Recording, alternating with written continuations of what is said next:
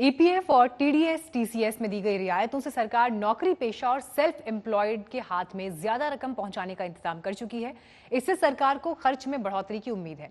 अर्थव्यवस्था को चलाने का सबसे सीधा और सरल फॉर्मूला ही खपत में बढ़ोतरी है।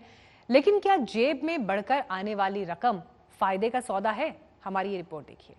आज जिस आर्थिक पैकेज का ऐलान हो रहा है तो ये करीब करीब 20 लाख करोड़ रुपए का है। अर्थव्यवस्था के इंजन को दौड़ाने के लिए 12 मई को 20 लाख करोड़ रुपए के आत्मनिर्भर भारत पैकेज का पीएम मोदी ने ऐलान किया था। इसके बाद वित्त मंत्री ने इस पैकेज की रूपरेखा की 13 मई से जानकारी देना शुरू कर दी। पहले दिन वित्त मंत्री ने करीब 6 लाख करोड़ के पैकेज का ऐलान किया। राहत पैकेज की पहली किश्त में सबसे ज्यादा जोर एमएसएमई पर दिया गया। सूक्ष्म उद्योग अच्छा कर रहे हैं, विस्तार करना चाहते हैं, आगे बढ़ना चाहते हैं, लेकिन उनके आकार को बढ़ाने की, क्षमता को बढ़ाने की सुविधाएं नहीं मिल पाती थी, तो उसके लिए फंड्स ऑफ फंड्स का प्रावधान किया गया है। और इस फंड्स ऑफ फंड्स के माध्यम से 50,000 करोड़ की इक्विटी इन्फ्यूजन होगी, ये हम करने जा रहे हैं। इससे इन सभी अच्छा काम करने वाले मध्यम लघु सूक्ष्म उद्योगों को अपना आकार और क्षमता बढ़ाने का अवसर मिलेगा।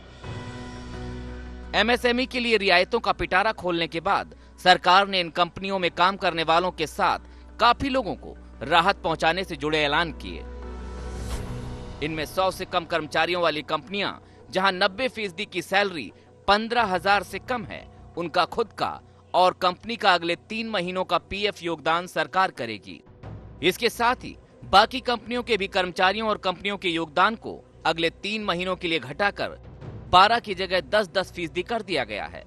इस पे सवाल खड़ा होता है कि सबसे ज्यादा ब्याज देने वाले इस विकल्प में अब कम रकम आने से ब्याज का फायदा नहीं मिलेगा और कंपनियों को 2% रकम न देने की छूट से फायदा होगा, जिसका आखिरकार नुकसान कर्मचारियों को होगा। हालांकि जानकारों का मानना है कि कंपनी के हिस्से का 2% सैलरी में देने न देने का फैसला कर्मचारी के सैलरी पैकेज और कंपनी के साथ उनके वेतन की शर्तों के हिसाब से तय किया जाएगा। ये बहुत कुछ डिपेंड करेगा दोनों के बीच की अंडरस्टैंडिंग और एग्रीमेंट्स के बेसिस पर। यदि एग्रीमेंट्स कुछ इस तरह के हैं जहां सीटीसी बेसिस पर चलता है कि आपकी salary minus contribution whatever is the balance will be paid to employ, तो इन केसेस में ये सारी चीज़ें एम्प्लॉय को पास ऑन हो सकती हैं। जिन केसेस में सीटीसी का ऐसा सच कॉन्सेप्ट नहीं है जहां पर पूरी सैलरीज एम्प्लॉय पे करता है, ऊपर से कंट्रीब्यूशन भी पे करता है, वहां ये सारी चीज़ें डेफिनेटली एम्प्लॉय को ही बेनिफिट करेंगी। ऐसे में पीएफ में जाने वाली रकम पर जो टैक्स बचता था, वो भी सैलरी में जुड़कर आने पर टैक्स देनदारी भी बढ़ सकती है। खैर, फिलहाल तो मार्केट में नकदी मुहैया कराने की जरूरत है, जिसका इंतजाम करने के लिए सरकार